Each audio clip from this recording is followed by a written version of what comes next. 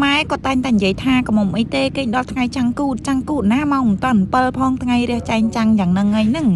សួស្តីបងប្អូនទាំងអស់គ្នាថ្ងៃនេះនាំអារម្មណ៍បងប្អូនមកមើលទេសភាពស្រុកអ្នកតាឡេនៅពេលព្រឹកព្រលឹមបងប្អូនឃើញទេសភាពស្រុកអ្នកតាឡេអត់ឃើញអត់ព្រលឹមឡើងគឺថាស្រស់ស្រាយមានថ្ងៃរះព្រ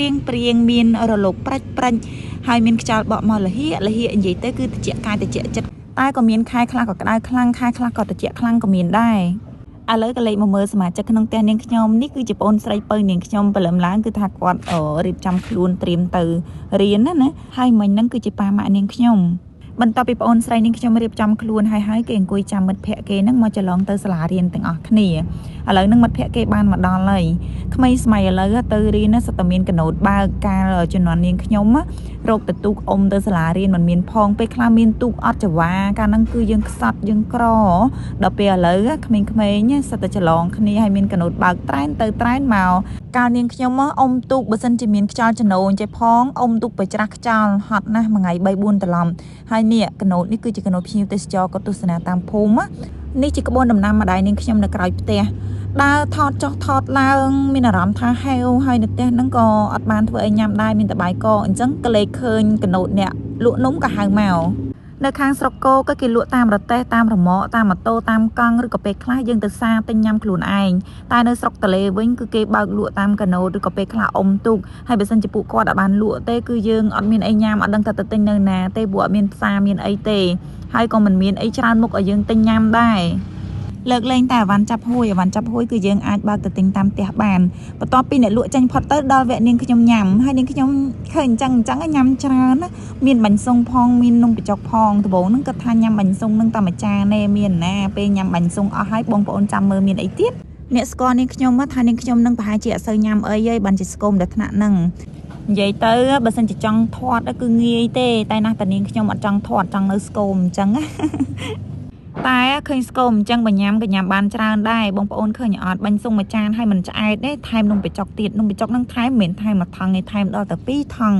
់ឡើងមួយចានបឿហើយដាក់យកហ្មងហើយមួយទៀតដោយសារតែបាញ់សុងនំបញ្ចុកហ្នឹងគឺជាចំណូលចិត្តរបស់នាងខ្ញុំបើសិនជាមីឬក៏កាទៀវក៏នាងខ្ញុំញ៉ាំអត់សូវបានច្រើនដែរតែបើសិនជានំបញ្ចុកនឹងបាញ់សុងញ៉ាំហល់យ៉ាងណាក៏ដោយពោះឆ្អែតប៉ុន្តែមាត់នៅតែឃ្លានដាក់បានទៀតអត់ដឹងថាមិនចូលចិត្តញ៉ាំនំបញ្ចុកបាញ់សុងហ្នឹង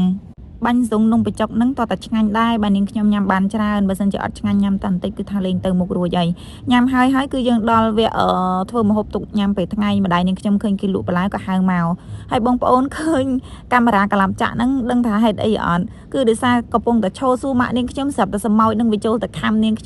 ្ញុំរត់ទៅដោះអាវចេញសឹងថាមិនតាន់សម្ោចក្រហមទៀតណាបន្លែប្លុកបើយើងត្រូវការទិញតតែគេបើកលក់អញ្ចឹងឯងហើយបើសិនជាគេអត់បានបើកលក់ទេយើងអត់ដឹងថាទៅរកទិញនៅណាទេពួកអត់មានផ្សារទេបងប្អូនហើយមួយទៀតបើសិនជាគេអត់យកមកលក់ក៏យើងអត់មានបន្លែញ៉ាំដែរ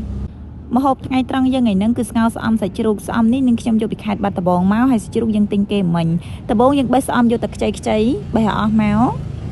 កបន្ទាប់ពីយើងបេះហើយយើងប្រមូលអាដើមស្អំដែលយើងចោលនឹងយកវាទៅបោះចោលចូលក្នុងទឹកពួកអីវាអាលួយអញ្ចឹងយើងចោលក្នុងទឹកអត់អីទ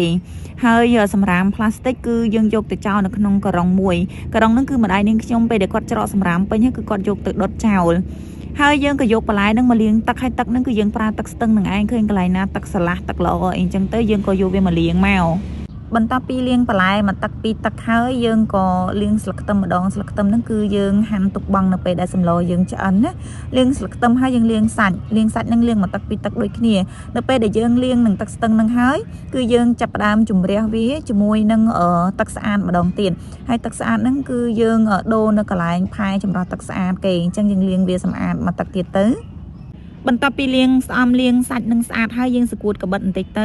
ៅហើយយើងក៏ច្រាំខ្ទឹមសមកល្មមទុករំលេងសាញ់ហើយខ្ទឹមសហ្នឹងលោកអ្នកអាចដាក់ក៏បានមិនដាក់ក៏បានដែរលីងក៏បានមិនលីងក៏បានដាំទឹកស្ងោរធម្មតាក៏បានដែរហើយស្លឹកខ្ទឹមហ្នឹងគឺយើងហាន់វាទុកបង់នៅពេលដែលយើងលើកសម្លចុះហើយសាច់ហ្នឹងគឺយើងកាប់កង់ល្មមទៅតាមចំណង់ចំណូលចិត្តចង់ធំចង់តូចអាស្រ័យលើបងប្អូនទេបន្ទាប់ពីយើងហាន់សាច់ហើយយើងចាប់ផ្ដើមកាត់ស្អំហ្នឹងជា2ជា3ទៅដើម្បីកុំឲ្យវាវែងអញ្ចឹងវាជាប់គ្នារដិ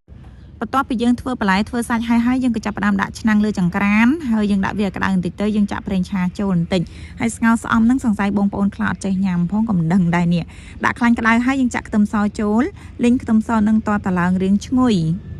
តែកុំលេងចាញ់ខ្លោចបងប្អូនតែខ្លោចគឺវាល្វីងហើយយើងលេងមកល្មមអញ្ចឹងទៅហើយយើងចាក់សាច់ចូលលេងចុះលេងឡើងឲ្យសាច់នឹងវារៀងស្ងួតបន្តិចទៅគឺយើងចាប់ផ្ដើមចាក់ទឹកត្រីចូលបន្តិចឲ្យវាកាន់តែឈ្ងុយយើងលេងវាចុះលេងឡើងតតែវារៀងស្ងួតសាញ់បន្ទាប់ពីយើងលេងសាច់ស្ងួតហើយគឺយើងចាប់ផ្ដើមចាក់ទឹកចូលហ្នឹងគឺយើងដាក់មកល្មមបានហើយកុំឲ្យច្រើនពេកតែច្រើនពេកស្លយើងលេងមានជាតិហើយយើងគ្រប់ទុករហូតដល់វាពុះនៅពេលដែលវាពុះល្មមឆ្អិនសាច់ហើយយើងកុំតាន់អាលដាក់ស្អំចូលព្រោះអីស្អំហ្នឹងវាឆាប់អលួយយើងបង់គ្រឿងចូលសិនគ្រឿងហ្នឹងគឺមានស្ករបន្តិចមានប៊ីចេងបន្តិចមានអំបិលបន្តិចនិយាយទៅដាក់ទៅតាមចំណង់ចំណូលចិត្តរសជាតិដែលបងប្អូនចង់បានអញ្ចឹងណា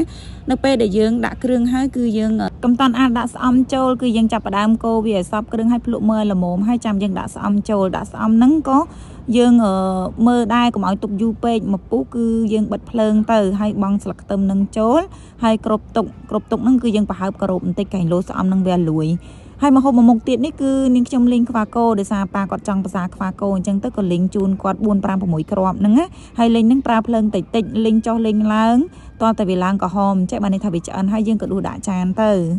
ដោយសារតែនាងខ្ញុំនឹងម៉ាក់អត់តន់ឃ្លានអញ្ចឹងប៉ានិងប្អូនប្រុសគាត់ភាសាមុនហើយយើងក៏រៀបជូនគាត់មានខ្វាកោមានសម្លមួយចានថែមទឹកត្រីម្ទេសក្រូចឆ្មាហើយនិងស្វាយខ្ទិះមួយចានទៅហើយយើងដួសជូនគាត់នៅពេលដែលគាត់ភាសានឹងមាន2នាក់តែប្អូនប្រុសនាងខ្ញុំក្រោកបាត់ហើយបន្ទាប់ពីប៉ាភាសាបាយហើយអ្នកដែលត្រូវលាងចានមិននាងខ្ញុំទេគឺបរិសសង្ហាម្នាក់នេះតម្រាំបានលាងចានប៉ុណ្ណឹងនាងខ្ញុំនិយាយបញ្ចូលអស់ទឹកមាត់ឡងមកកណូអរគុណសម្រាប់ការចំណាយពេលទស្សនាវីដេអូនេះជួបគ្នានៅវីដេអូក្រោយទៀតបាយបាយ